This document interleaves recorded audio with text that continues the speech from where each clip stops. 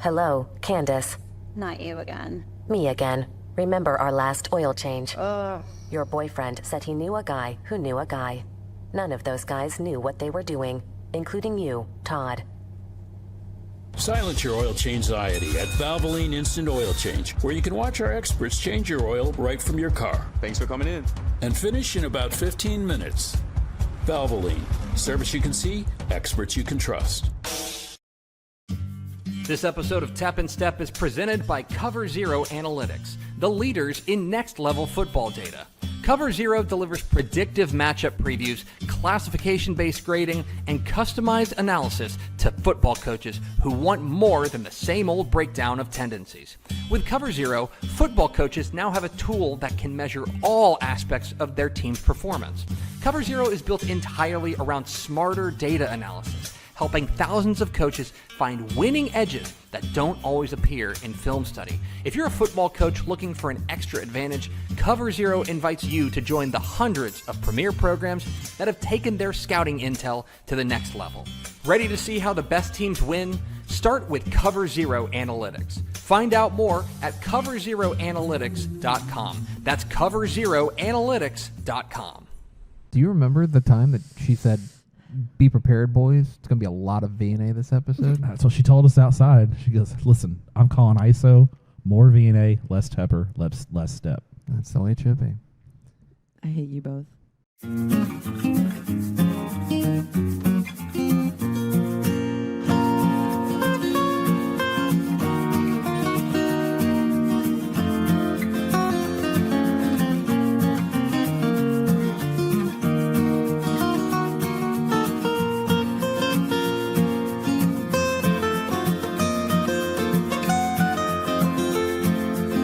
Tap and Step, your premium Texas high school football podcast from your friends at Dave Campbell's Texas Football and TexasFootball.com. I am the Tep Greg Tepper.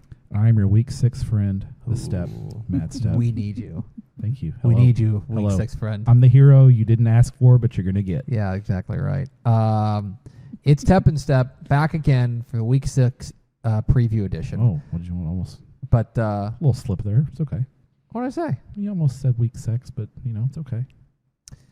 Anyway, those other over in the booth making us sound good Hi, is V&A. V&A Moreno. Hi, V&A Moreno. Hey guys. You're getting your voice back My from. voice is Your voice sounds You're a lot better battling. than You're battling your voice to a she's tie. battling back. Yeah. Battling your voice to a tie in overtime. is Very back. topical. Very topical. Man. This At least I'll win. this is V&A calling the dub. This Dubs is for V&A. your week 6 preview edition of Tep and Step. We do thank you for being a Dave Campbell's Texas Football subscriber.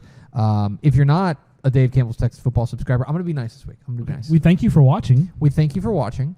Please consider subscribing. And if it's within your means, TexasFootball.com/subscribe helps make this show possible. If you see the set, very expensive set. We're still paying it off. Yeah, we got it on layaway. TexasFootball.com/subscribe helps pay V&A's exorbitant salary. Yes. Coming up. I'll say, can I make a pitch for subscribing? Sure. Hello, Tep and Step freebies on Friday. Friday freebies, yeah. Friday freebies. UIL realignment snapshot day is coming up on October 31st. Mm-hmm. A lot of our snapshot day content this year is going to be for subscribers only. So you might want to consider subscribing. And then guess what? If you subscribe, you'll get access to all the playoff games that we have on Texan Live. Yeah. So And I'll piggyback onto that. Playoff projections are coming. Oh, yeah. TexasFootball.com. I was working on them today, buddy. Coming up here in just a moment, Matt Stepper and I are going to try to make heads and tails of what happened in Week 5. We're going to sift through the carnage of Week 5. Just insane. We'll talk about that. And then we're going to have our Week 6 game draft. Week with an 2 E's or a week with an EA. We'll find out. Oh, yeah. It's, so if you don't know, I guess we should... Just go ahead with a positioning statement here. Week 6 of the Texas high school football season is the largest open date of the week of the season. There are about 30% of all teams are off this week, because 6 teams is the most common number of teams in a district. Yes, especially in 4A and below. And so they all take the week before district play off. And a lot of 8-team districts, you get one of two things with the 8-team districts. You either get the week 4 bye, if you're in an 8-team district, or some 8-team districts will do, let's play 2 district games and then take the week 6 bye, kind of right in the middle of the season. So that's what so you have all your 6-team districts off, and then I would say about a half of your 8-team districts are idle this week, which means a lot of people are idle this week. So it's a thinner week, but here's a spoiler: some quality at the top. You can find a nice. It's like this is creme brulee week.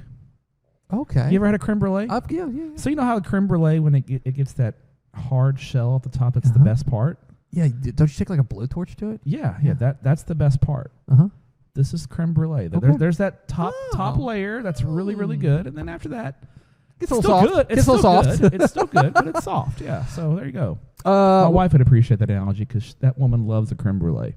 That's a hello, Mrs. Stepp. Hi, Mrs. Stepp. That's a bougie thing to like. We will get to that, but first, Matthew, we will start as we always do with your Texas high school football fun fact of the week, presented, bam, by Cover Zero Analytics. You think you know ball? Guess what? They know more ball. Think about the amount of ball you know. You're a ball knower, right? They know twice as much. Yeah. I mean that. They've got numbers that you won't believe. Go to Texas. Go to coverzeroanalytics.com. Help take your high school football team to the next level.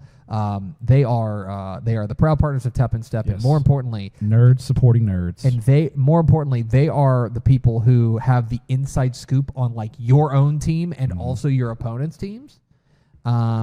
This is the kind of stuff that you can really dig into the nitty gritty.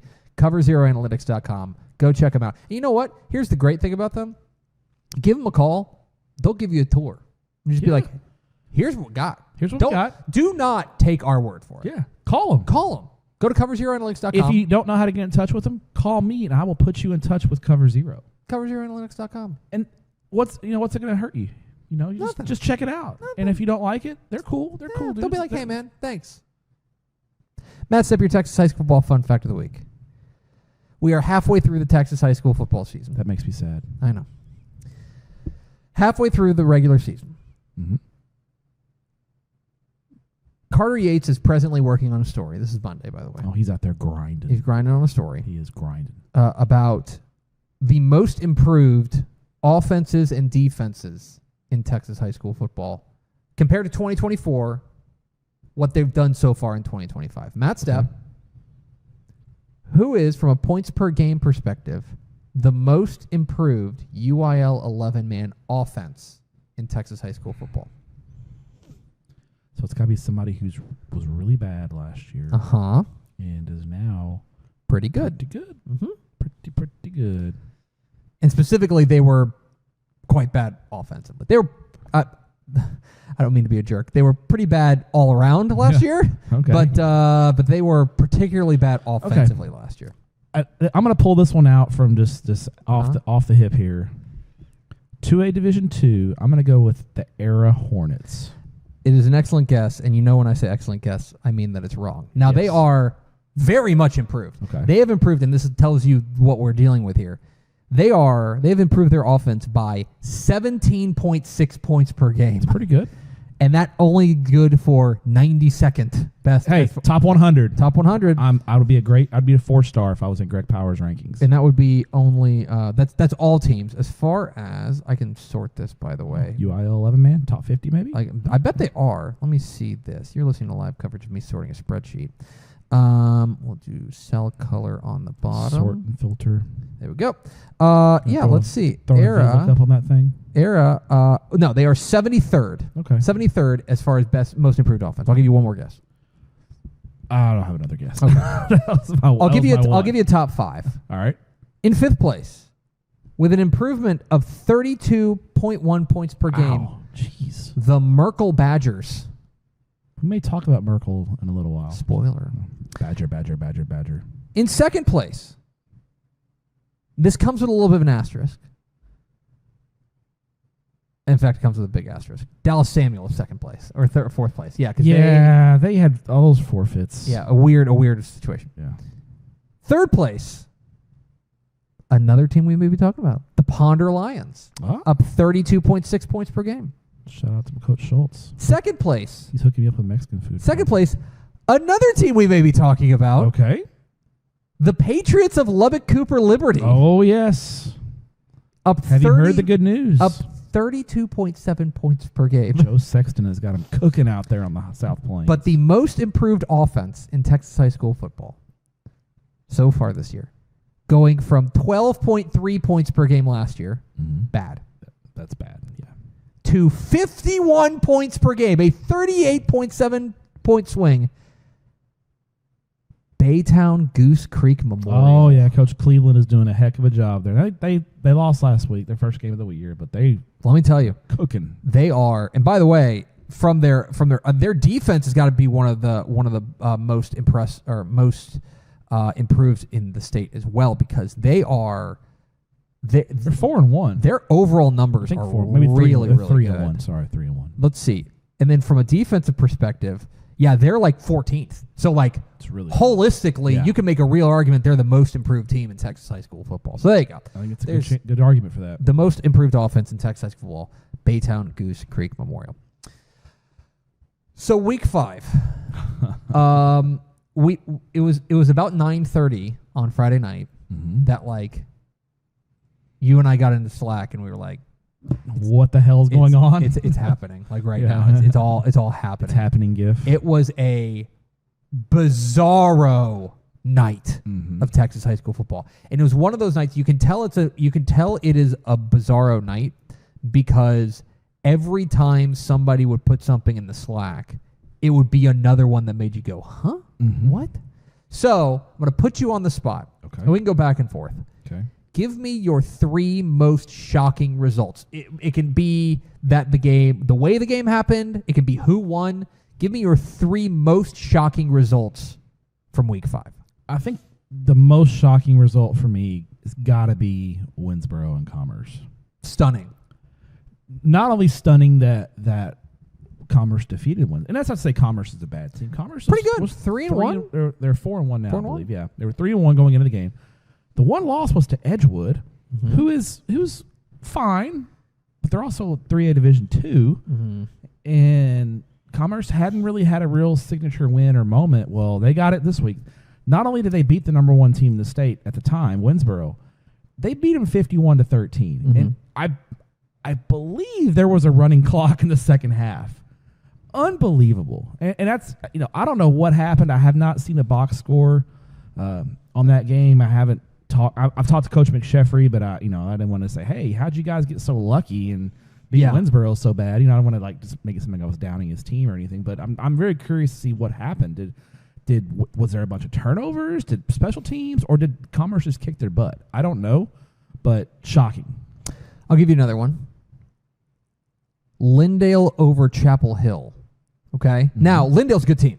This is ranked Lindale. This is not necessarily that Lindale won. I think if Lindale had won a game that was like 31-28, it would be like, man, that's a gutty win for Lindale. Yeah, a Lindale win wouldn't have surprised us because Lindale's had Chapel Hill's number in Lindale. 64-28 though. The margin, yeah. A absolute demolition. And the way that Chris Cochran's ball club is playing, because the other thing is that Lindale's a team that has historically kind of started slow. That is a program that they always play a really tough schedule. They play a tough schedule, and then also Chris Cochran's the kind of guy who there are other programs like that. Westlake's very similar.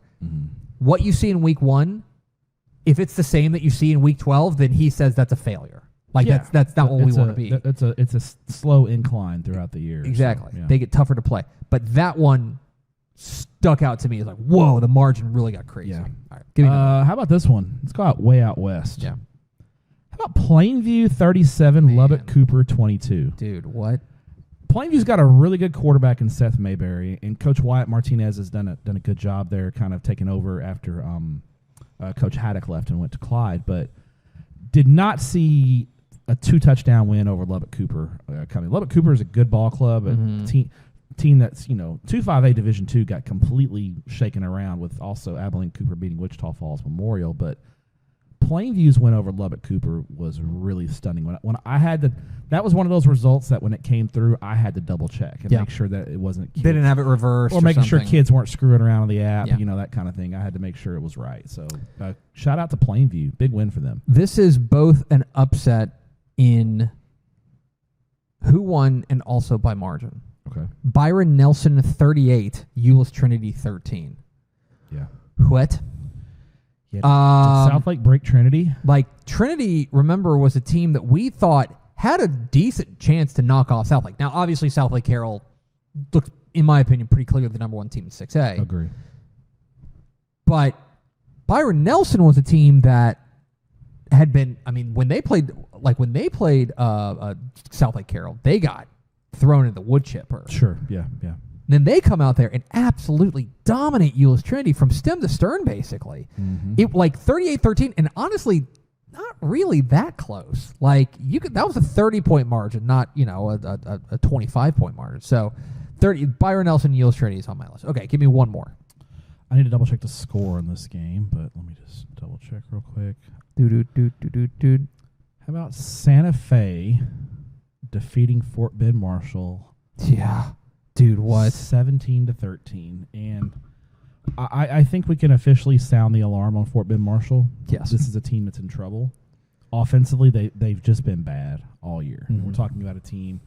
They're 2-2 on the year.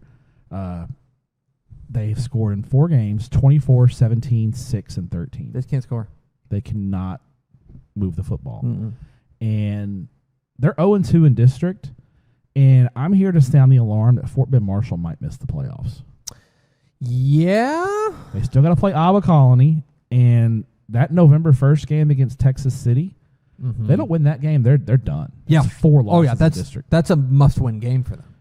So the James Williams Ball Club is really struggling right now, and they're in a bad way.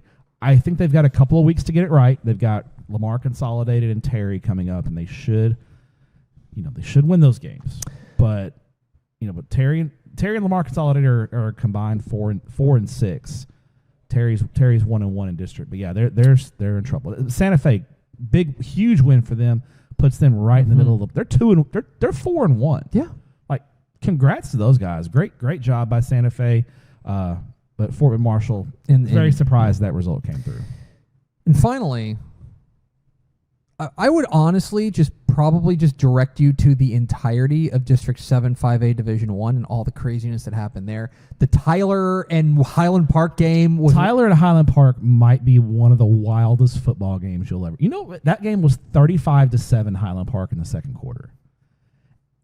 And then you saw... I did not realize that Highland Park got real weird and tried the lateral play, and it backfired, and Tyler... And pulled with the one score at halftime, basically. And Tyler was leading by 10 with 3 minutes left. Yeah. They were up 66-56 with 3 minutes left, and then lost. But the entirety of that Absolutely district... insane. So that district's crazy town banana pants. But Thursday night, one that might have flown under the radar, Joshua 23, Midlothian 21 in triple overtime. Yeah.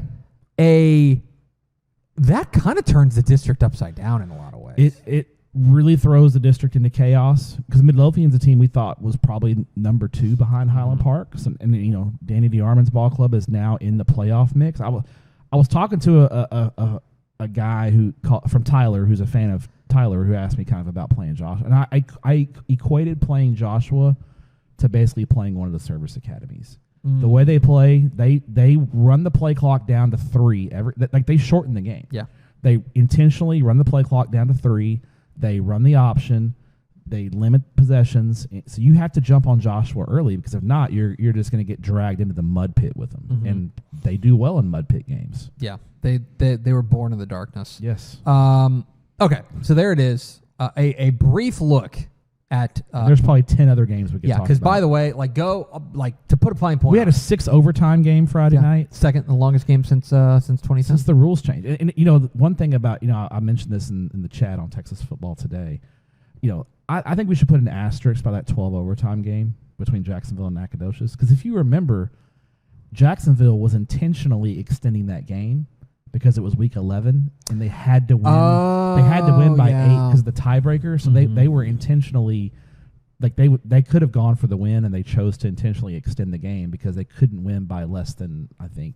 Yeah. So that was a weird scenario. But I believe that's the longest game since the overtime rules have changed. I think that's unequivocally, because I was looking for. There's a handful of 5 overtime games, but I haven't seen 6. Yeah, that's We crazy. haven't Congrats seen to it. Austin. How about Austin Anderson, by the way? Dude, they're gonna win. Well, no, They got to play Weiss. still got to play Weiss. Yeah. And we could, but we are either heading for. I think probably either way. We're either heading for an Austin Anderson coronation in that district, or tiebreaker hell. Which then they'll have to start shooting out text Oh my messages. and gosh. We're hey, heading for one of what's your point max? Do Yeah. you take out the top team? Do you go back to hit all those fun 3-way tiebreaker scenarios that I don't like to, but give us a universal tiebreaker UIL, please, for the love of all that is holy. All right, Matt Stepp. It's now time for our Week 6 game draft. And this is Write that down, VNA. if this is your first episode of Tep and Step, welcome. Here's how it Hello. works. Step and I go back and forth selecting games that we are most interested in. That's right. Most interested in. That is the phrase that pays. So we can be interested. We're interested in weird stuff sometimes, especially this week. We may be interested in some weird stuff. You're into weird stuff? Is that what you're saying? So hypothetically, last week you could have selected. Brownsville Lopez 38, Hidalgo 28. How about those Lobos? How about him? He could have taken that game. Could have. And this week, hypothetically, Matt Stepp could take. Merkel at Brownfield. Ooh, actually a good. Well, no, No, I think Brownfield's not doing great. No, it's not. Sorry. But Merkel's good. Shout out Coach Wood there at Merkel. Doing a great job. I think our boss Brooke Miller has family in Merkel. I do recall her saying that at some point. Yeah. I was in Abilene on Saturday. I could have gone and said hello to him. I should have texted her. What a fun fact that is. Anyway, we're going to go back and forth selecting games that we're most interested in. 5 rounds back and forth. And then we'll round it all out with our hipster game of the week, which is something even more off the beaten path that you should be paying attention to. Oh, this week. Then we will. We're in our bag this week. Then buddy. we will find out where Stepp's going. We will hear what VNA wrote down, and then we'll all go home. So, had a fake coin flip before the show. I won the fake coin flip, and so I get pick 1-1 on a thin week. It's so again, It is a like thin week. overall. So there's 1,511 high school football teams in Texas. That's UIL and private schools. 450 are off this week. Okay. Yeah. It's like almost a third of all the teams are off this week. Decent chance your favorite team is off this week. And so as a result, a relatively thinner week. But as you said, creme brulee, the very top's actually pretty good. Yeah. Very top. And that's why I'm going to take Matt Stepp 7 o'clock Friday night at C.H. Collins Stadium in Denton. Oh, yeah. It is, in my view, unequivocally the game of the week. And I believe that game is live on Texan Live. Damn right it is. As the undefeated Denton Ryan Raiders, number 3 in 581? He Says said confidently. question mark. Take on 4. number 4 in 581. Take on the number 1 ranked undefeated Number 1. Alito Bearcats. My impression of Greg Tepper doing the top 10 games. Number 1. The Alito Bearcats. And so we can talk, like, I want to kind of go micro and then go macro. Okay. The micro part of this game is that I think these are 2 really good defenses that are going to go at it. Oh, yeah. For Denton Ryan, Cookie Warmate is a dog up front. It's got that dog in him. Damari- His nickname is Cookie. Damari Ruth, their linebacker, Cool has been nickname. terrific. They're giving up just 11.5 points per game. Their defense has been, like, It's been as advertised. it's a Denton Ryan defense. Yeah. Like, we thought they were going to be really good, and they've lived up to that. Water is wet. Sun rises in the east. Denton Ryan, Sets in the west. Yeah. Denton Ryan's got a great Dave defense. Hennigan's defense is going to be Taxes. Yeah, You know, they're going to be really, really physical. I think Alito's defense is also very good. They have been terrific. Carson Dempsey, that group. Chase Wilburn, they have got dudes, and they can fly. Can I make a positioning statement here? Okay. I think Alito may have the best front 7 in the state of Texas. Yeah, I'll say this.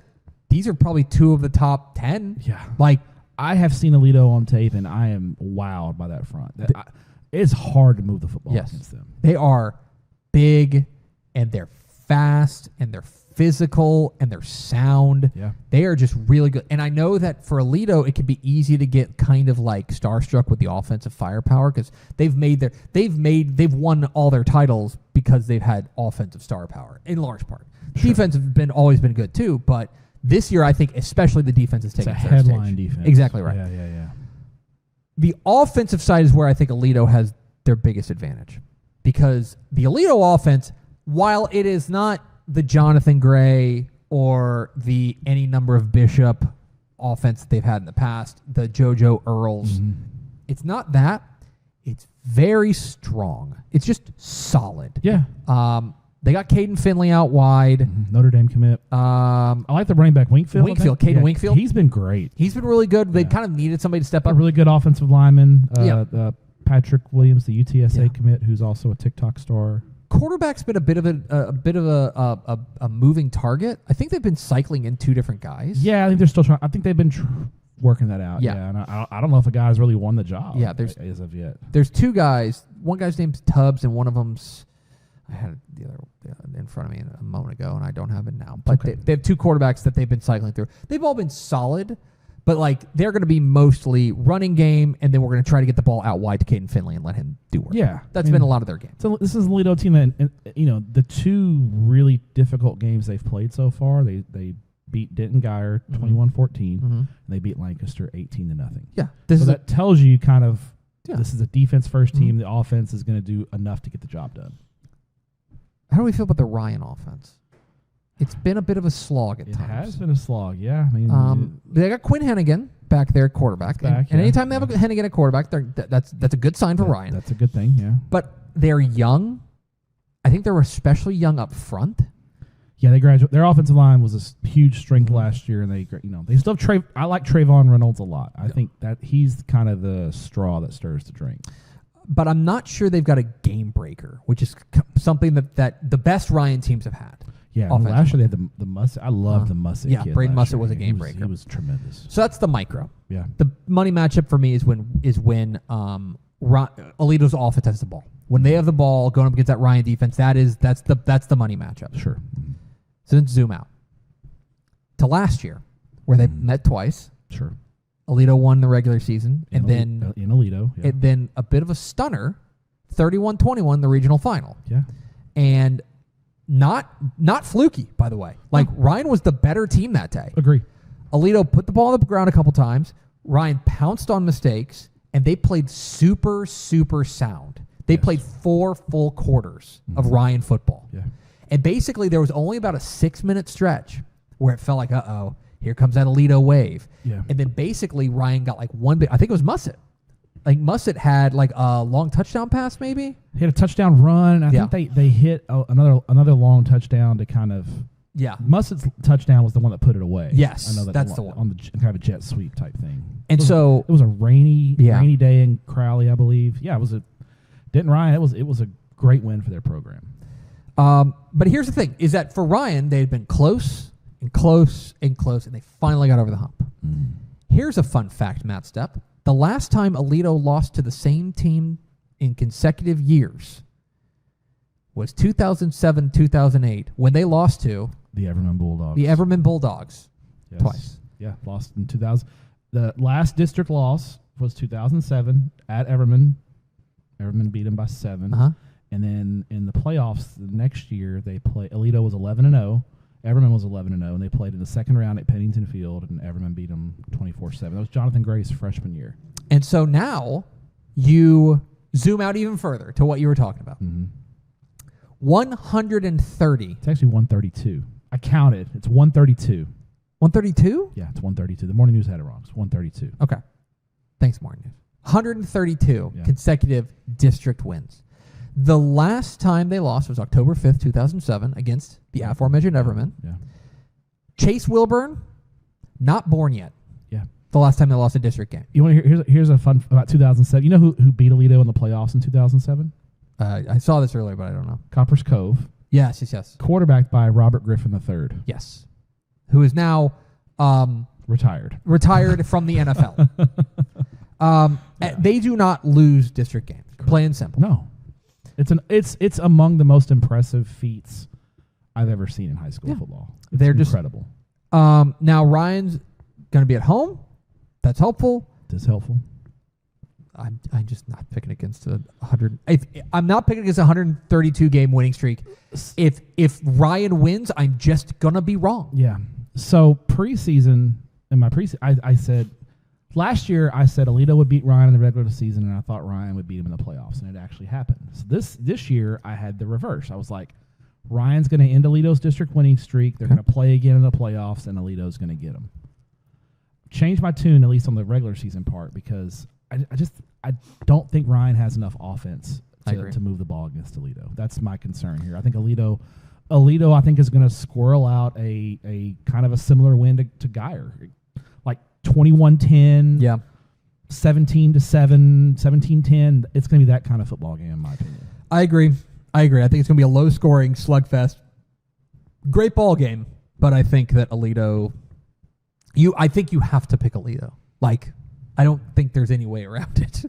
It's I think if Ryan had been a little more explosive offensively and been a little dominant in non-district, I think I might have stuck with the pick, but they struggled in non-district. So okay. What's your first pick, Matthew?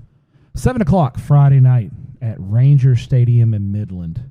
It is a battle of unbeatens out in West Texas as the Lubbock Liberty Patriots. Who? Lubbock Liberty Patriots out of Lubbock Cooper ISD, second-year program, take on the unbeaten Midland Greenwood Rangers in a real measuring stick game in Region 1 4A Division 2. Liberty, like we were talking about this, I think, on Sunday. What a year for second-year varsity programs. Yeah, it's the year 2 bump. Yeah. The year 2 glow-up is a real thing. Wichita Falls Memorial, they were good last year, but like they're still very good. Lubbock Liberty.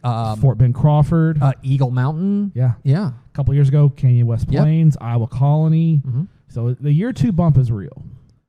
And the year 2 bump for Liberty has been out of this world. They are winning their games by an average of over 47 points per game. 47.2 to be exact. And last week they Fort Stockton 56-0. This sophomore running back Caden Joseph is a problem. He is emerging, I think, as the next big thing out of West Texas. The other thing, like the one that really got me sitting up was when they romped past Seminole. That's an impressive victory. 63-27, I believe. Something like that, yeah. That was really impressive. That's by far their best win. Their schedule has really kind of been, was built kind of to help them, kind of get the program going, and they figured it out. The week, against Seminole, their quarterback Colton Bichard had a huge game. He had 243 yards passing, 4 touchdowns. He had 133 yards rushing and 3 touchdowns. He was up for a Panini Quarterback of the Week that week. I don't think he got the 4A nod, but he was right there in the mix. But that was their signature win, beating Seminole like that. But Caden Joseph, he's going to emerge. I mean, he's a guy to watch out for Liberty. Then you got Greenwood, senior heavy ball club. Brian Hill's got a ton of 3-year starters. They've been just as dominant. They're 5-0, and their average margin of victory is over 35 points. So both these teams are winning by at least 5 touchdowns every week. They beat Pecos 47-3 last week, and Lincoln Madrid. My guy, the dude's rock. That dude is rocking out there in the tall city. 369 yards passing, 6 touchdowns. Greenwood's defense has been locked down all year. They're just a senior-laden ball club. And his name is 2 cities. Yeah, Lincoln Madrid. Wish I had a cool name like that. Matt Stepp's just not cool. Yeah, what if your name was like just generic? What if your name was like Tallahassee, Minneapolis? That'd be that'd be cool. Yeah, be better than Matt Stepp. I would agree. Yeah. Here's my thing about this game. I was kind of thinking about it. This is really a fascinating matchup. You got old guard, because Greenwood's been a really good team out west for a long time. They were in a state semifinal not that long ago. They've been a good program. They've got a state championship. They lost in the state championship game twice. No, they beat Dangerfield. They've won state championship. For Liberty, this is their first big game as a program. This is the biggest game in program history, and you can't really say that very often, but I feel really good. This is the biggest game in Lubbock Liberty history. Now, they'll have other bigger games down the road, I'm sure, but right now, this is the biggest game in school history. I wonder, they bring a lot. They brought back every player from last year's team. They were 2-8 last year. How do they respond in their first true bit? This is going to be a hostile environment, full house at Greenwood. How do they respond? And I don't think it's Ranger Stadium. I think it's King Memorial Stadium. King Memorial Stadium. King Memorial Stadium, yeah. Sorry, Mr. King. I want to see how Liberty how they respond in this big game atmosphere. Are they up for the task, or is it a little too big for them right now? It'll be a learning experience either way for them because they're going to have bigger games down the road because I think they are a playoff team, and probably a district championship team. Here's a hot take. This is the first of 2 meetings because they're both in Region 1. Could be. Now Brock will have something to say about that. But yeah, these are two really, really good football teams. I think the two best teams in West Texas in 4A Division II. I lean to Greenwood, the experience. They've been in this situation before. They've played in big playoff games. I like Greenwood, but Liberty's talented, and that's that fast growth Lubbock area. They're talented. I think they'll be up for the fight, but I think Greenwood's got a little bit too much. I'm a Greenwood guy. I'm Ranger pilled. Okay. They were my pick to win the region in the preseason, and they've done nothing to dissuade me. I do think this is a really interesting test against a team that we thought was going to be better, but not this good. Yeah, I don't think we thought Lubbock. I think the Seminole game was the one that we were like, whoa. Okay. They're ahead of schedule. If they do this, then it's like red alert. You know what I mean? Like we probably will be talking about state-ranked Liberty team. They're state ranked now. Oh, that's right. They are state-ranked. They snuck in the state rankings this week, but I think if they win this, then I think we start talking about regional title contender. Absolutely. Liberty. This is a big, big game for I think them. right now they can maybe get to Thanksgiving, that kind of thing. But if they win this game, they could be they might be playing Carthage in a semifinal, which would be wild. That would be a crazy game. My second pick, Matthew, 7 o'clock Friday night at the Rig in Pearland. Oh, the Rig. It is. Is it the Rig or is it the Nest? Because when Dawson's at home, I think. This is a home game for Dawson. So this is the Nest. I want to be clear. Yes. They're going to get real mad at me on the stadium that changes names because I called week. it the Rig. Yeah. Our student section used to be called the Nest. Oh, shout out to the Falcons. Shout out to the Falcons. Shout out LD, Falcons. the building. I'm a sad Falcon today. Yeah, we know. It's okay. It's Okay. tough. Well, Big bounce back this week against Nevada Community. That's right. You got to have it. thanks, guys. 7 o'clock Friday at the Rig, the Nest. Pearland Stadium is what it is. Yeah, the stadium in Pearland. It is the big stadium. Another edition of the Battle of Pearland, as the Pearland Dawson Eagles at 4-1 take on the 5-0 Pearland Oilers. And what's funny is that for all of the talk around some of the teams in Houston, some of which we may end up mentioning on this program, Pearland ISD has kind of flown under the radar a little bit. Yeah, we've had Pearland ranked. I think they're top 10. Yeah, and they've been ranked all year. BJ Gott's done a great job there. But Dawson, but they've been, I think, maybe the least talked about state ranked team in the Houston area. I would agree with that. And here's the thing, is that Dawson right now, this is potentially, this game has massive stakes, especially for Dawson. Because here's the thing. Because of what they did last week, where if you didn't see, another one that you could probably file under at least a mild upset. A surprise. Yeah, surprise. Was that they beat Shadow Creek in double overtime. Yeah, I know it's that was an overtime game. Yeah. Double overtime game. They win 30-27 on the last second on an overtime field goal and win it. Certainly an upset. Sure. If they win this one, buddy, it's smooth. I don't want to say it's smooth sailing because like Manville still exists. Sure. But like then they play South Houston, Upstart Pasadena, Rayburn, Alvin, and then Manville. I'm saying that the other two teams that I think are district title contenders would be in their rearview mirror, right? Yeah. And for Dawson, I think quarterback Luke Brown has taken a real nice step. But the biggest thing and the difference between what they started with when they played Bridgeland and they lost and what they are now is that their defense has taken a real step forward. Caden Exum and company, they have been a lot better defensively, a lot better. And that has them in a position to grab this district by the short hairs, okay? Well, if you're going to do it, you got to go through Big Brother. Yep. Older brother at the very least. Yeah. That might be Big Brother this year because that Pearland front seven, we talked about Alito's front seven. Let me tell you, dude. Pearland's front seven might be in the contention for best in the state. And that is not even, you're exactly right. Their defense has been thriving. And do you know they're 5th in 6A in scoring? Really? 5th in 6A. Wow. They're averaging 56 points a game. That's scary. Jamari Champion, their running back, is a big-time playmaker. Jake Westmoreland, their quarterback, has been great. I knew they had Westmoreland back, and that was big because he gives them that because Pearland, Coach Gotti kind of runs he's a Katy guy. Yeah. So when they have an experienced quarterback that can beat you with it through the air, They're really dangerous. And to me, that is going to be a real money matchup. Is going to be when Pearland has the ball up against a resurgent Dawson defense. What is interesting, because I did some research on this. I did a little research. This is did a little research. This has been a traditionally very back and forth rivalry. Yes. Always a fun atmosphere. Do you know no team has won more than 2 games in a row in the series ever? That doesn't surprise me the way that rivalry goes. It's just back, and it's usually pretty close. And a lot of times the underdog wins. Yeah. We'll think one team's got the edge, and the other one will pop up and beat them. This is real. It's real Iowa State. Like when they play, Iowa and Iowa State only play close, weird games. Yeah. Kind of the same way with Dawson and Pearland. It's a real, it's such a cliche, but it is a throw the record books type thing. Agree. But I will say that here, there's huge stakes in District 22 6A. Yeah, because I think it's a pretty good chance these 2 teams are in Division 1. Yes.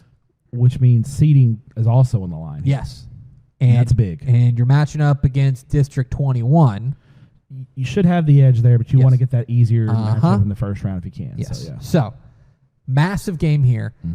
I'm going to go with Pearland. I think that that offense is going to find a way through. I think when they have the ball, they have the advantage.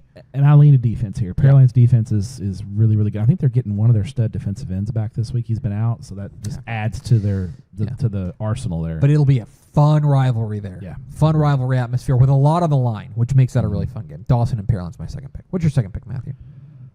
7 o'clock Friday night at Memorial Stadium in Wichita Falls. Oh. We go to District 2 5A Division 2 in the craziness and weirdness as the 3-1 Amarillo Paladuro Dons, who were idle last week. Dude, you're so Paladuro. I am You're so Paladuro Don-pilled. I am Don-pilled.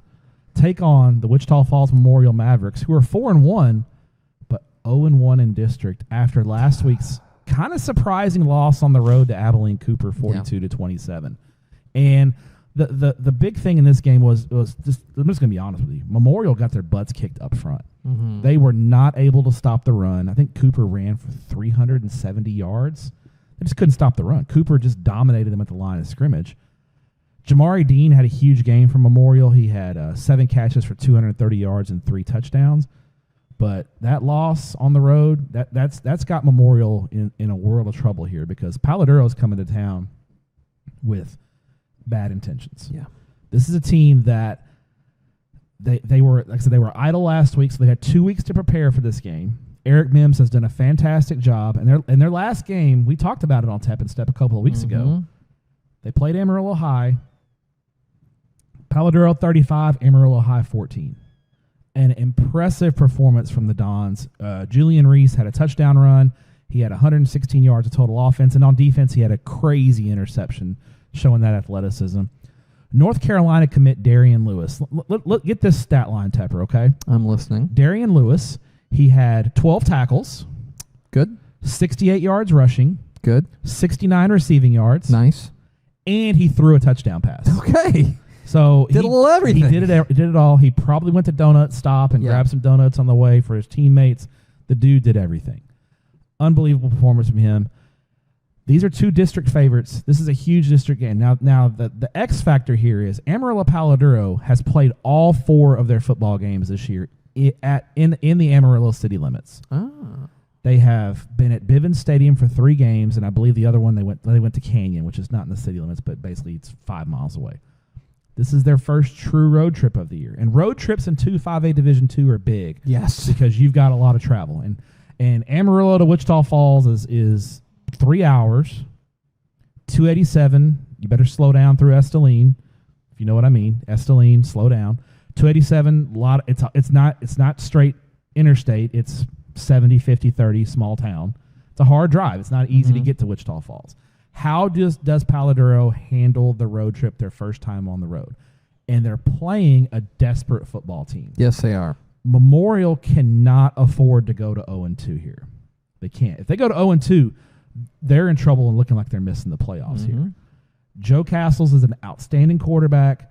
They've got a great running back in Eric Powell. They've got Jamari Dean at receiver. They've got the playmakers on offense. The key here is going to be Memorial's defense. Can they slow down this versatile Paladuro offense. I think if Memorial can do that, they're going to win the football game. Paladuro's been way better in the trenches this year than they have been in years past. The road trip is a question mark. I think the desperation factor is a role here. Give me Memorial in a close one, but I'm really on the fence here. But if you sports gun to my head, I'm going to go with Memorial on this one. Okay. Okay. Haven't been fully Paladuro pilled yet. If they win this one, I may. Oh my gosh, you might have the pom poms out. Yeah, I might have the blue and white pom poms out here. Yeah, that's okay. That's a very good pick, Matthew. It's a really fascinating game in a fascinating district. Yes. Did you say Don Pilled? Yes. Don Pilled. Don Pilled. Yeah, the Dons. Yeah. It's VNA and Brooks' favorite mascot. The swagged Coach, out Coach Don. Mims, can we cut this, VNA? Can we cut this? Coach Mims, please send us some Paladuro Dons shirts with the Don logo. We need it in our lives. Matt Stepp, my third pick. 7 o'clock Friday night. I agree with Matt Stepp. At Indian Stadium in Port Neches. It is a game that's lost a little bit of luster, but I'm still very interested in. A little bit of a slow start for Huntsville, but they're as tough the schedule. Huntsville Hornets walk into a hornet's nest of their own. As pun. Taking on the undefeated number 3 ranked Port Neches Groves Indians. Here's a take. This is the best offense Jeff Joseph's ever had at PNG. I'll co-sign on that. Including when they won the title. Yes. This is a better offense than that 2023 title team. Yeah, absolutely. I've seen it in person. I think because, again, and I know we've brought this up before, because we have in our mind's eye what a PNG offense looks like, especially under Jeff Joseph. Mm-hmm. When you see a quarterback who's just dialing it up, you're just like, stop. Like, it gets you off balance. Dude, Connor Bailey is that dude. He's that dude. They have unleashed Connor Bailey on the rest of the state. The last couple of years, Bailey was let's lean on the running game. We're going to let you make some safe throws. He's an operator. Yes. An operator. No, he's the star. He's a surgeon now. He is. He is slicing fools up. It is impressive. They've got big-time playmakers. Seth Brisboe had a huge game last week. Yes. They got playmakers. They got 3 receivers that can hurt you. Big offensive line. Yep. This Henry, Chris Diaz at running back. And they beat you in a lot of different different ways. Now there is a trade-off because I don't think that and this is, I hope that this comes off as the high praise I mean it. I don't think their defense is as good as it was in that 2023 title team. Agree. But that's a really high bar. It was a high bar. It was exceptional defense. Yeah, this is a good PNG It's a good defense, PNG but defense. it's not. I've seen them in person. They're a little deficient in some areas. They got work to do there. Yeah. They're not quite as dominant as that group was. They're good. They're solid, Mhm. but they're not the elite defense. But I think the offense has made up for that. Absolutely. Yeah. Go back to last week against Montgomery Lake Creek. Now they're better than Lake Creek. The score does not indicate the level of dominance in that game. 5 drives, 5 touchdowns for PNG, and Lake Creek did not have a first down until 2 minutes left in the third quarter. Yeah. Absolutely. Now, they're better than Lake Creek. Okay, Yeah. I want to be clear that Huntsville's a lot better than Lake Creek, but this was a smothering, and that's what you should do. Yeah. That's what elite on the teams road, do. too. Yeah. That's not an easy No, road to trip from Montgomery? Port Neches to Montgomery. Here comes a Huntsville team that I know we had really high hopes for in the offseason. Mm-hmm. I'm not throwing the baby out with the bathwater. They're off to a bit of a slow start, 2-2 on the year. Their losses, they have a really close loss to Cedar Park. Is that right? Yeah, that loss, that's a Bit puzzling. no. I think Cedar Park's pretty good. I think their only loss is to Vandergrift, so it's a pretty good that's right, Cedar yeah. Park team.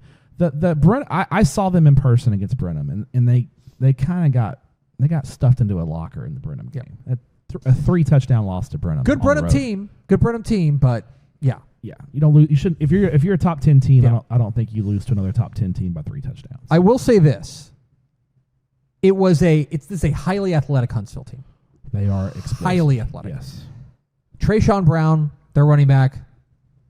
Zaya Dolphe, who they've got playing quarterback. He's he can throw. I don't mean this in that way, but he is really like an athlete back Yes. there. And the thing, they haven't unleashed his Yeah. running ability yet. They've kind of held that in check, and I wonder if maybe Huntsville And that's the question. unleashes him. And I think they got to get the passing game going. They got the Singletary kid caught a touchdown pass last week in their win over West Fork. They got to get that balance. And to me, that is all kind of window dressing to the real question, which is, can the Huntsville defense, which has been okay, it's been good, can it bow up to what has been an almost unstoppable P&G offense? They're so efficient. Yeah. They just execute at a high level. They're talented, and they especially on third down, it's hard to get them off the field. Here's the other thing about it, and you mentioned seeing them in Brenham. They went on the road to Brenham and got beat pretty bad. 34-13. 34-13. Yeah. Brenham's a tough place to play. Let me talk about tough places to play. Okay? You go to Indian Stadium in Port Neches, they're going to have a little something for you. This will be, I called it a hornet's nest in jest, but it's not a fun place to play. No. It's a house of horrors if you're a visiting team. That, to me, is another difference, another tick mark in the P&G side. I like P&G to move to 6-0? 5-0. 5-0. They had a bye. They've already had their bye. 5-0. Yeah. And watch out, because right now, we talked about how we're done paying attention to South Oak Cliff, basically, respectfully. Yeah. They're playing teams that are just a lot better than them. Richmond Randall is basically past the meat of their schedule, right? Till the playoffs, yeah. right? Yep. We're probably done talking about them. And it'll be easy for you to look at 5AD2 as a collision course between Randall and South Oak Cliff. And I want to be clear, it may end up being that. I think it's the think smart money, probably. It's the favorite, probably. But I think you need to. I'm ready to loop that a little bit wider, and to loop P&G into that mix too. I like this team a lot. All right. The more I see them. What's your third pick, Matthew? 7:00 Friday night at Wildcat Stadium in Littlefield. Hello. A battle of unbeatens? Yes. Spoil me, Matt. Yes. Stepp. I told you the creme brulee, the top layer, is quite tasty. As Kahoma, VNA liked that one. We're funny this week. We're funny this week. Last week we were not funny, according to her. I haven't said it yet. Okay. She's holding it back. All right. As the Kahoma Bulldogs at 5-0 take on the Littlefield Wildcats at 5-0 in a surprising battle of unbeatens. And for Kahoma, fresh off that Week 4 upset of Albany, no hangovers last week. They host Wink and took the Wildcats to the woodshed 35-14. Quarterback Austin Joslin, son of head coach Chris Joslin, 4 touchdown passes for the Bulldogs. And this is a team that we first noticed Tepper out. And we say, 7-on-7 doesn't mean anything. Who gives a crap about that? We saw Kahoma down at State 7-on-7. They went all the way to the semifinals, and we were like, this team's got a little something. And they're 5-0 and looking great. They've got wins over 2 top 10 teams. Now they're 2A teams, but you beat Albany and Wink. Those are still good football teams. Oh my gosh, yes. So, and the resume is pretty good here. I mean, we're talking about a Kahoma squad that offense that's putting up points, and that was one thing we knew they would do. Now they still haven't yet really got the running game going. They graduated a really good running back last year, and they still haven't quite got that going. But the passing game has been good. They put up 60 on Forsan, 51 on Kermit, 35 on Wink. Now Roscoe, I think that was a range shortened game. That was only a 14-3 win, and then the Albany game was a defensive slugfest. So it's a really good team. So Kahoma's resume very good. Littlefield might be one of the more surprising 5-0 teams in the state of Texas. You know, they were 8-5 last year.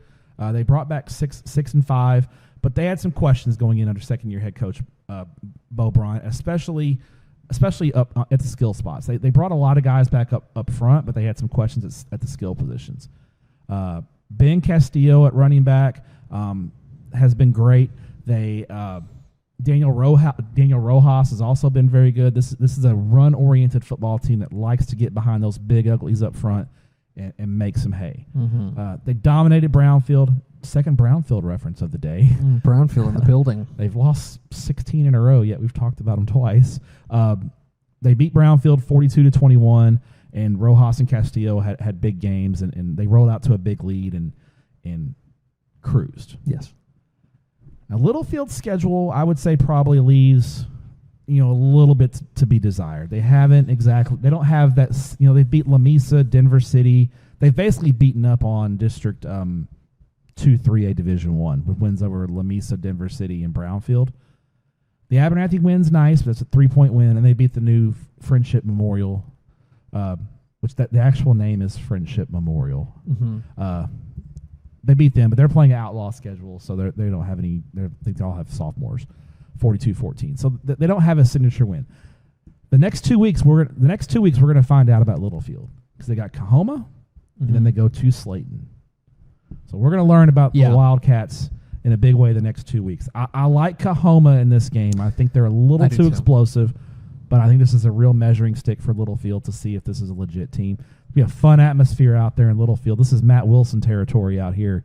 He'll be interested in this one, but I like the Kahoma Bulldogs in this one. I do too. That win again. That win over Albany, and then to follow it up and to be like, that's not our Super Bowl. Like we can go back and do it back to back, Albany and Wink. Impressive stuff. They followed up with a win over Littlefield, and suddenly we're cooking. Although they got Wall coming up, Wall and Merkel. Yeah, don't Merkel. Don't overlook the Badgers. No, don't. But certainly set themselves up in a good position. I've been to the Allsups in Merkel before. Here in their non-district finale. That's a cool story. Thank you. It's a cool story. Did not have any burritos though. I don't like the burritos. Matt Stepp, my fourth pick. 7:30 p.m. Ooh, 7:30. Friday night. At Wilkerson Sanders Stadium in Rockwall. Lake Ray Hubbard after dark. It will be a District 10-6A? Yes, 10-6A. 10-6A opener. The District of Doom. The District of Doom. It's the district opener for one of these teams. For one of these teams. The District of Doom opener for the Longview Lobos as they go on the road to visit the 3-2 and 1-0 in district Rockwall Yellow Jackets. Very deceiving 3-2. They are. So let's talk about I think Longview's a deceiving 2-2. Both these teams are weird. Yeah. I'm going to put them in the weird category because Rockwall has a 1-score loss to Lake Travis. Pretty good. And a 1-score loss to Louisville. They also have a win over North Crowley. Yeah. And a win over previously unbeaten Royce City. Yes. Royce City been cooking. Yeah. And look, the name of the game here, and this is going to stun you guys, but Rockwall's scoring pretty consistently. Now, a good offense. Brent Rickert, their quarterback, has been good, but I think that Caden Castro, their running back, is really the straw that stirs the drink for them. They got a bunch of receivers out wide. Yeah, the Duckworth kid's committed to Stanford, and the other kid, the sophomore, who scored the game-winning touchdown against North Crowley, really impressed. I know that he impressed our guys when they've got some dudes over there.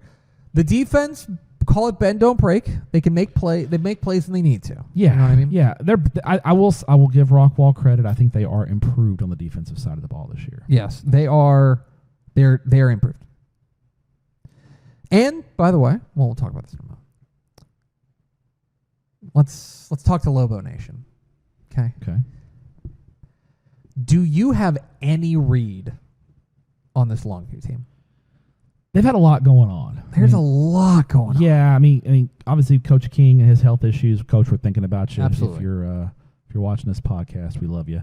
I don't know if it's good for his health to be watching this. Well, it's okay, but we want you back on the sidelines. We do. Cussing at Tepper. Correct. That's what we want. Correct. So we've had that going on. And listen, I think Coach Wilson has done a great job leading that program. And you never know, like, to me, I think there are programs, and I mean, I'm not going to single any out, but there are some programs that, like, if you were to plug in the offensive coordinator as the interim coach, I don't think a whole lot would change. The machine runs, right? I think John King is such a not just football leader, but an emotional leader for that team and such a steady force for them, for that program, that I do wonder that even though you're right, Coach Wilson, I think, has done an admirable job, I just think those are impossible shoes to fill. I agree. You know what I mean? Yeah. And then you take a look at their record, and they're 2-2, and they have a 1-score loss to South Oak Cliff, which I think we can agree is a pretty decent loss. Yeah, I mean they were throwing into the end zone at the end of the game to win the football game. And then they followed up and they go on the road to Ruston, Louisiana, and they lose by a score. They've have 2 losses by 3 points. Yeah, Ruston kicked the last second field goal late to win the game. And Ruston, if you want to know how good Ruston is, look at what they did to Midland Legacy last week. It was 42-0 in the second quarter. Running clock, basically. Ruston is on, and we don't follow Louisiana. Top 10 6A team. Exactly right. They'd be top 10 in the state. They'd be a top 10 6A team. Yes. Okay. They play within the score on the road in Louisiana. So I'm willing to, but I will say that like they haven't been like Longview rather has not had that game breaker. They've got Johnny Hamilton, their quarterback, and they've got a couple of running backs that I know that they like a lot. Mason Washington, Mekhi Frazier. They do, but I don't think they have that. They've had that game breaker. We're going to hit the.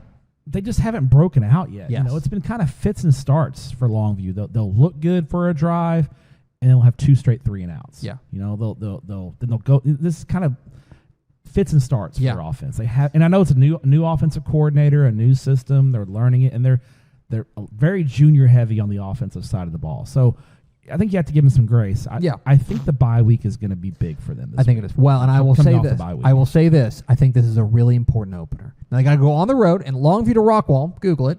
Mm-hmm. It's a decent little drive. It's a little bit of a decent little drive. It's not Ruston, Louisiana, but it's a decent little drive. Mm-hmm.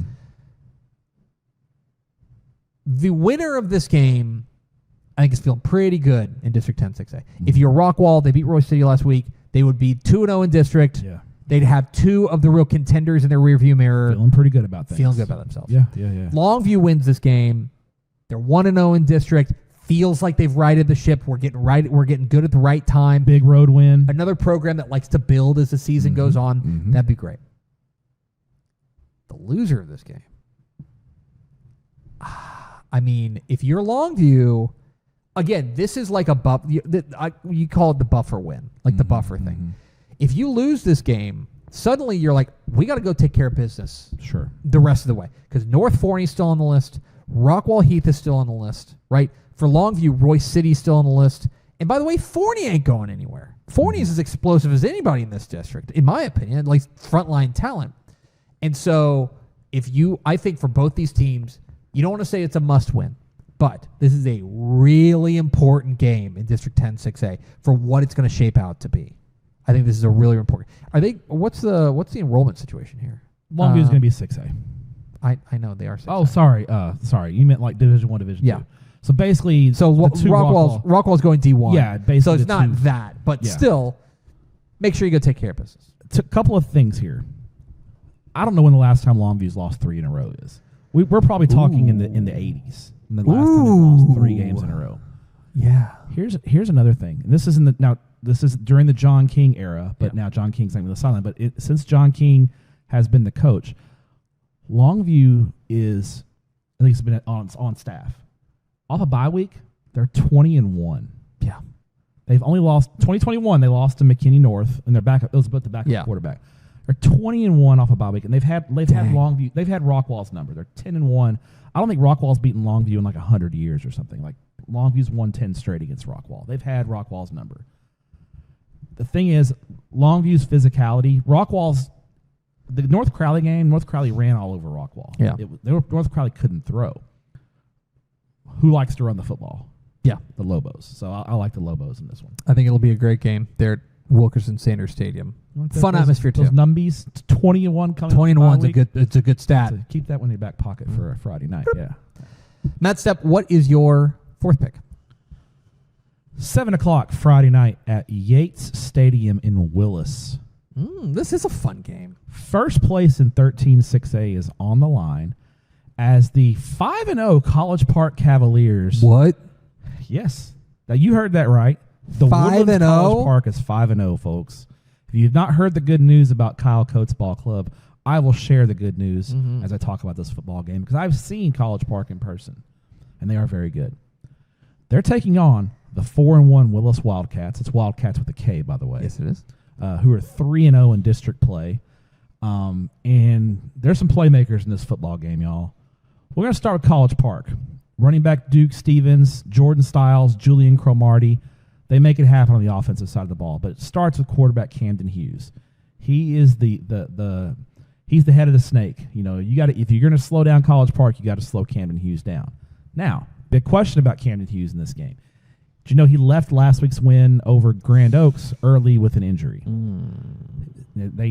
Status is unknown. I think he's going to try. If I was putting money on it, I would say he's going to try to go. I didn't think it was a serious injury, but he did leave the game. Hoping he's okay, but we'll see. That's going to be key because if he can't go, I think the edge goes to Willis in a big way in this football game. I love the College Park defense. You've got R.J. Wims, Jordan Grant, those two sophomore defensive tackles in the middle of the defense. Make everything revolves around those two guys. They're hard to block. They're fast. They're athletic, and they're strong. And then in the back end, Marco Beltran cleans everything up. I don't know how this guy doesn't have more offers. I think he's got a Montana State offer, which is a great FCS offer. But I think this dude's a player. In the game against Conroe that I saw in person, he also returned a punt for a touchdown. They used him on offense a little bit. He is a dynamic and versatile player. Well, if you want to talk about dynamic and versatile players, Willis has I know a guy. The most dynamic and versatile player in the state of Texas is Jermaine Bishop, who it just wherever he lines up, he makes plays. You want to put him at corner, all right, he's going to make some plays. You want to put him at receiver, you want to put him at punter, you want to put him at running back, you want to put him at quarterback. He's a freak show, man. He can do it all. And I think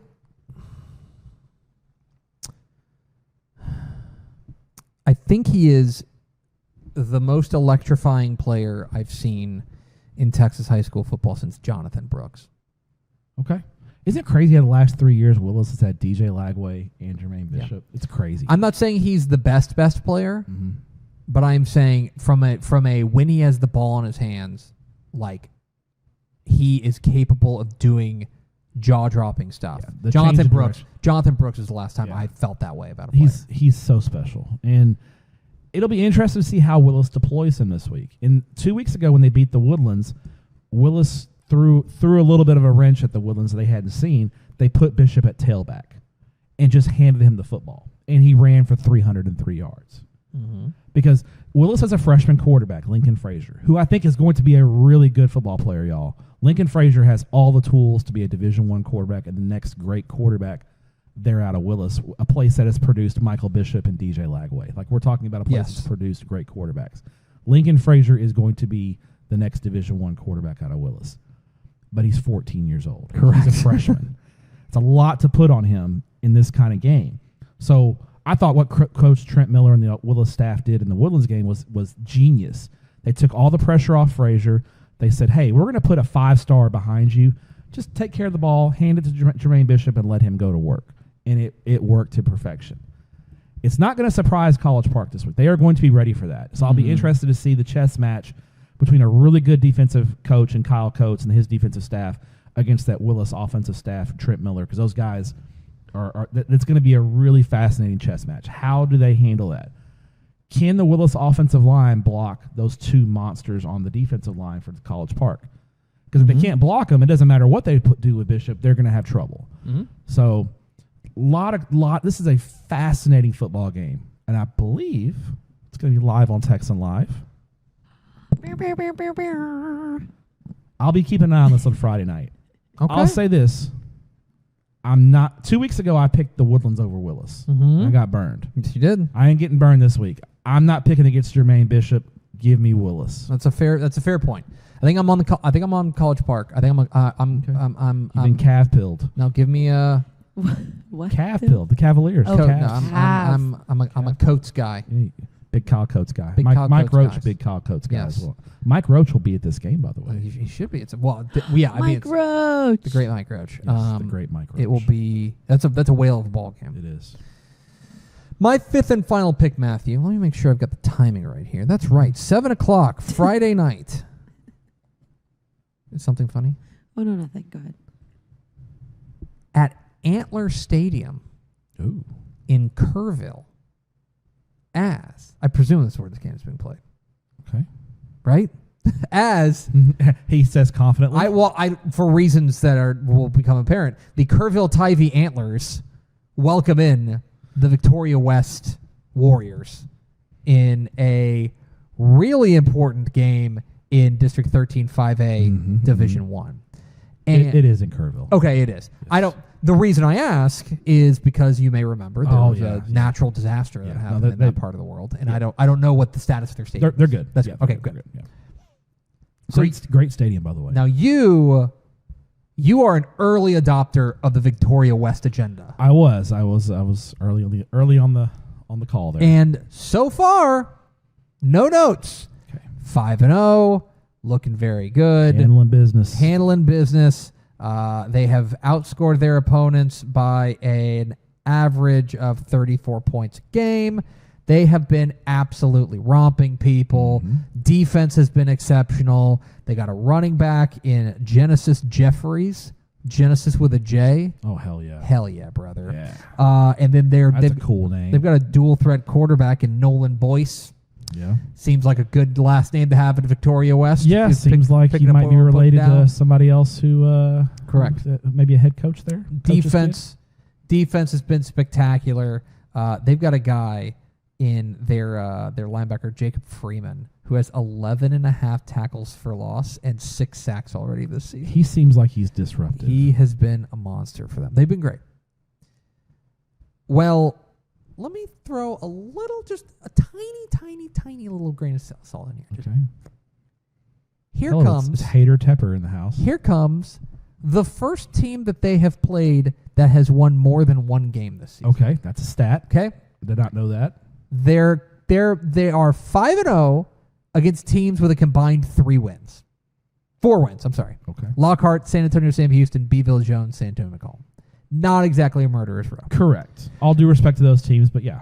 We are about to enter the prove it zone for Victoria West. Welcome because to the Thunderdome. in consecutive weeks, at Tivy, home to Alamo Heights, at Bernie, we will find out. It's about to get real. About to get real. And starts with a Tivy team that, let's give some credit to Coach Curtis Neal and what he's done now there. 4-1. First of all, dealing with an impossible situation. Sure. They've had a lot to deal with. They have had a ton to deal with. That with is the a huge flood understatement. Just unbelievable job. To have them at 4-1 is remarkable. They have one loss on the year. They got drilled by San Antonio Davenport. Really good. Really good Davenport team. Davenport team is really good. They've been doing that to a lot of people. But I've been very impressed with what they've been able to do. And their quarterback, Colin Rose, has been doing the thing. 17 passing touchdowns, 3 rushing touchdowns. He has been spectacular for them. Seems good. They run the ball. They've got a junior running back in Aiden Zavala.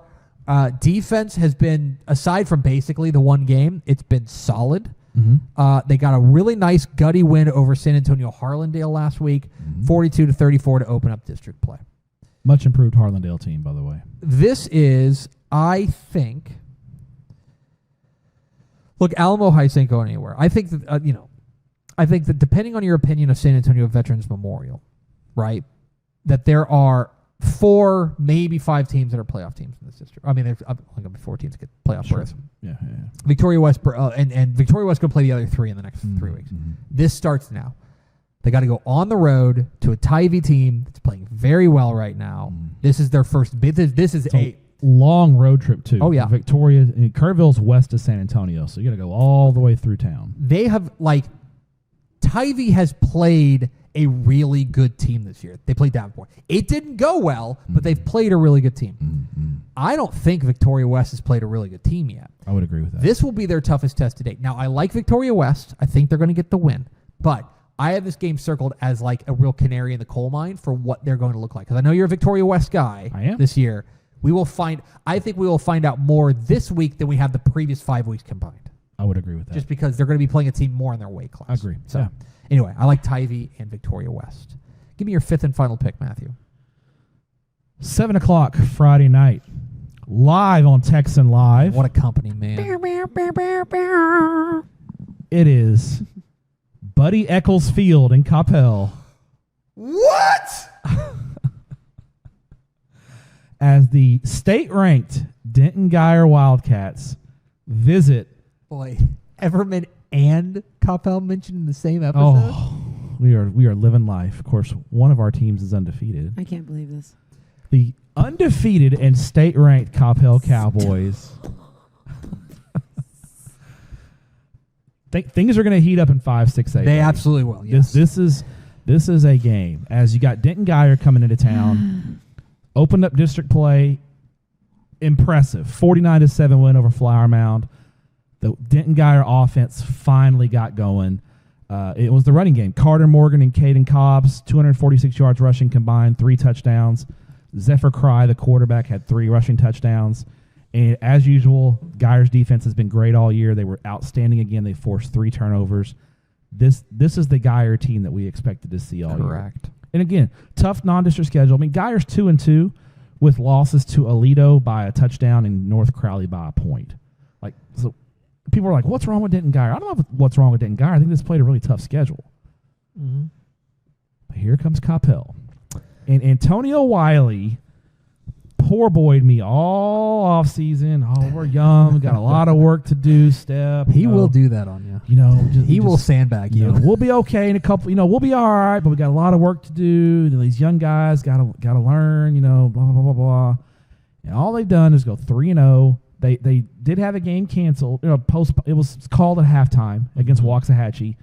They were down 17-16, but they'd only allowed like 40 yards of offense. Mm-hmm. Like Coppell was in that football game, and that told me right then and there, this Coppell team is really good. Carter Zingelman, their young quarterback, is he a sophomore or a junior? I think he's just a sophomore. I think he's just sophomore. He had 3 touchdowns rushing. He threw for 132 yards through the air. Dylan McAfee, Jaden George had 158 yards rushing combined and a touchdown. And the Coppell defense has been outstanding early. That's the this difference. This young for me. defense has come to play. Wiley is a defensive coach. He's got a great defensive staff. They're getting after it. This Coppell team is ahead of schedule, if you ask me. Mm-hmm. I thought Coppell by week 9, week 10 would start to really look like a state-ranked team. They look like a state-ranked because Hebron's good. Hmm? That is a good. That's a good football Hebron team that they beat by 2 touchdowns. Geyer's lack of a passing game concerns me. I totally agree with you. They've got to find a way to get some offensive balance because people are going to just start loading the box and just daring Geyer to throw the football. I don't know if they can get the passing game going. I think Carter Zingelman breaks out this week. I'm taking Coppell, and the Coppell agenda will be in full force on Texas Football Tonight.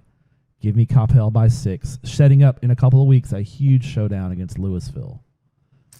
But in a year we thought Coppell was going to be down, unfortunately for us in Dave Campbell's office, it appears they are not. And this guy. Look how back we are. Yeah. Look how back we are. No, I agree with most of what you said.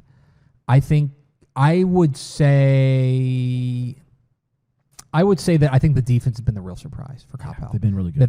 That was a place that I think they had some real. I think I had heard that they were really optimistic about the quarterback. That they were like, hey, he's got some juice. If he grows up in a hurry, we could be something offensively. But I think the defense is where, especially Wiley, who's a defensive guy and who understands the value of experience, is probably looking at this to be like, all these guys are unknown, essentially. And now they've taken that next step. It's fun, but Coppell, all kidding aside, going to Coppell, that's a fun place to go to. Like they have it. Their student section comes out. They got a wild student section. It's a wild scene there in Coppell, so it's a fun atmosphere. They do. It might be homecoming too. Anyway, You going? No. You're right down the road. You can just pop in. You can pop in and come back for this. For the no, show. I am taking my. Go in your Letterman. I am taking the family to the first half of another game, a local game Okay. near my house. Anyway, there it is. Your week 6 game draft. I took Denton, Ryan, Aledo, Pearland, Dawson, Port Neches, Groves, Huntsville, Longview, Rockwell, and Kerrville, Tybee, Victoria West. Stepp took Midland, Greenwood, Lovely, Liberty, Wichita Falls Memorial, Amarillo, Palo Coahoma, Littlefield, Willis in the Woodlands College Park, and Coppell and Denton. A lot of West Texas energy. From That's a this week. strong draft. I'm not sure we could do Fort like 3 more rounds because I think it starts getting a little thinner. maybe. I'm trying to Blanco Yoakum's probably the best game on the board. Blanco Yoakum's pretty good. Bridgeland Cy Springs, Amarillo Abilene. For a different reason, Summer Creek Atascocita has Yeah. flown under the radar. Lovejoy Melissa. Yep. There's some good ball games. It's a thinner week because of the bye weeks. So Sinton Cal Allen. If you're in South Sinton Texas, Cal Allen's a Sinton very good Cal game. Allen. Absolutely. All right, Matt Stepp, it is now time for our hipster game of the week, a game that is so far off the beaten path that you have to trust us to tell you why it's interesting. And here with his hipster game of the week is Matt Stepp. Let's go back down to Corpus Christi. We just talked about Sinton and Cal Allen. I'm going to take you down to District 15 3A Division 1 in a matchup there at London as the Mathis Pirates come to London to take on the London Pirates. A battle of pirates. Mm-hmm. Maroon Pirates galore. Both teams are maroon. London 2-2, 1-0 in district. Mathis 1-3, 0-1 in district. Tepper, this game is interesting to me because I think this is straight up for the last playoff spot in 15 3A Division 1. I think we're pretty sure that Orange Grove, Edna, and Goliad will be in the playoffs. Now, all due respect, West Oso is 4-0, but I think it's a soft 4-0. Mm-hmm. Mathis and London, I think, to me, just looking at our computer rankings and looking at kind of how I feel about this district, these are the 4th and 5th rated teams in the district. I think this is a playoff game. Winner, not in, because the winner still has a lot of work to do, but I think this game eventually, we will end up saying this game decides the final playoff spot in 15 3A Division 1. I lean to London here. Mathis has had a lot of turnover. They're on their 3rd head coach in 3 years. They've had a lot of late coaching turnover. I think London's got a little, they have a new head coach as well. Andy Smith came to London from Alpine. Are there two more different places in the world than Alpine and Corpus Christi? Very different. They got tired of the mountains, so you decided to go to the beach. Yeah, one has the beach, one has the mountains. We love them both. I lean to London here, but I'm really interested. I'm going to keep an eye on this game because I think this is for the 4th playoff spot straight up. It's a good pick. It's a very good pick for your hipster game of the week. My hipster game of the week, Matt Stepp. Let's go 7 o'clock. Yes. Friday night at Tiger Stadium in Trinity, Texas. Trinity, Texas. As the Texas. The Trinity Tigers at 4-1 and 0-1 in District 12 3A Division 2 play. Welcome in the Kuntz Lions, sitting there at 4-1 as well, or 3-1, and this is their district opener. Mm-hmm. And I'm here to tell you, similarly, Matt Stepp, District 12 3A Division 2. Okay, let's try that. Let's do an exercise here. Okay. I'm going to say a team. You tell me if they're a playoff team. All right. Newton. Playoff team. Woodville. Playoff team. Past that, I think you've got a 4-way dance. Okay. Between New Waverly, Kuntz, Trinity, and Anderson Shiro. A veritable Royal Rumble of Absolutely. teams. Yeah. And so here, you're going to get your first shot at it. Now, Trinity last week lost to Woodville. Now, that's a district game you should probably lose, right? Now, they played them tight, if I remember correctly. No, Woodville's quarterback, I think Babin just committed to Vanderbilt. Yeah, he's a dog. He is. He's got that dog in him. And this is going to be a game that is played at 2 different speeds, okay? For Kuntz, they want to keep the score low. Mm-hmm. Lean on that defense. They want to run the ball. They want to keep the ball on the ground. They have a running back, Dontrell Etienne, who is their leading rusher. They want to grind it out. Matt Stepp, Trinity has a quarterback named Turbo Maxey. That's right, Turbo. Turbo Maxey. Turbo. And now Trinity's got Turbo. They got a utility man named Cove Copley. Yeah. Trinity wants to turn up the heat. Now, last week, it didn't work out very well because I think their defense is a little devil may care. And Woodville's really good, too. Yeah. Woodville's very, very good. Woodville did play for a state championship last year. They want to get out and run.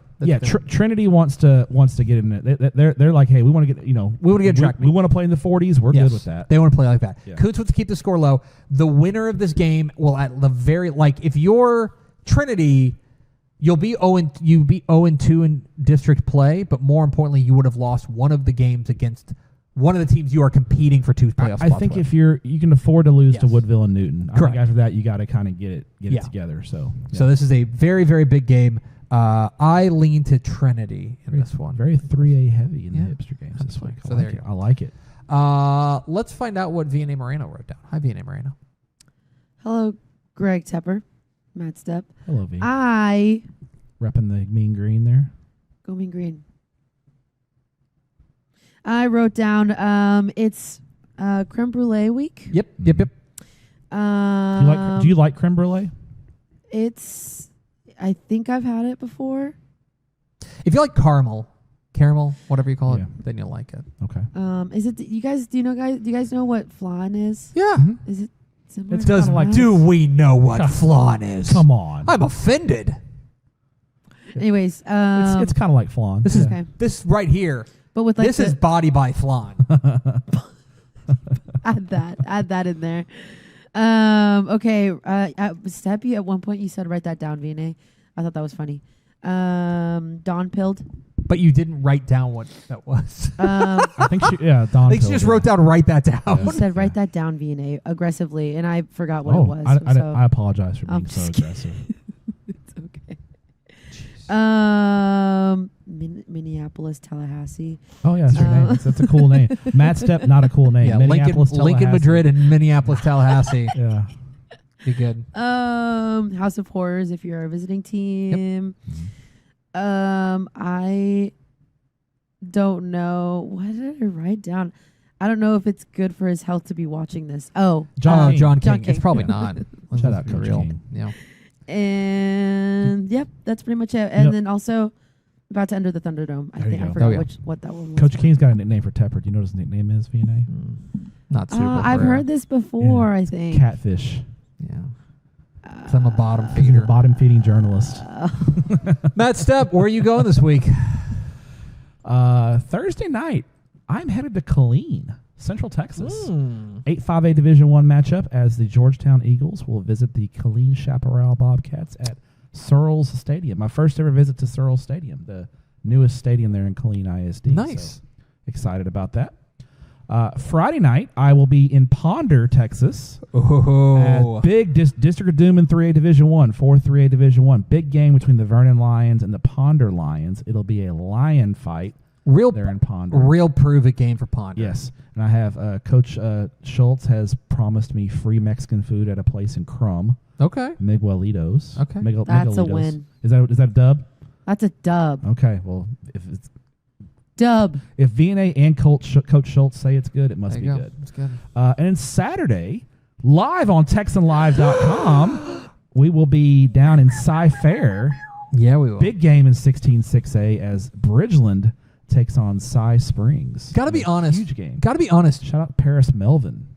That's a great Saturday night. That's a really nice overall slate for what is a slow week of the season. Thank you. I appreciate that. That's you could have done. Thank you for knowing. You could have done a lot worse. Now, Yeah. I will say this: I've done worse. Your Thursday night game is good. Mm-hmm. I will be watching Harden in East Chambers to see if I can find a stream on it. I think we might have that on Texas Live. Oh, nice. I think. Oh, nice. Yes. I think Harden in East Chambers. We will. I think so. We're gonna. Is it Thursday night game? It Yeah. is Thursday. Yeah, we're gonna have Heck that. yeah, brother. If it wasn't Killeen is about 2.5 hours for me. Yeah. In Is the game in East Chambers or is it Winnie? I think it's in Winnie. Okay. Winnie is about 5 hours, Yeah, and I that's have to work on Friday. That's I don't think I tough can do a scene. down and back. Yeah. So I thought about just going down there and spend the night because I'm going to be in Houston on Saturday, but then I have to find a Friday game. But anyway, Adam wouldn't pay for it, so Yeah, true enough. Adam's cheap. Hey, That's Adam. not true. He doesn't listen to this I might be podcast wrong anyway. on that if it's on Texan Live. Okay. That's going to do it if for us. it's on Texan Live, I'll tweet it out. That's going to do it for us. Thanks for spending Ashley Pickle's yelling at me right now. Thanks for spending a little bit of your day with us. VNA, thanks for listening to us. Yap. Thanks, V. I love you. Stepp, thanks for your courage. Thank you, sir. Talk to you next week on Tap and Step. Bye.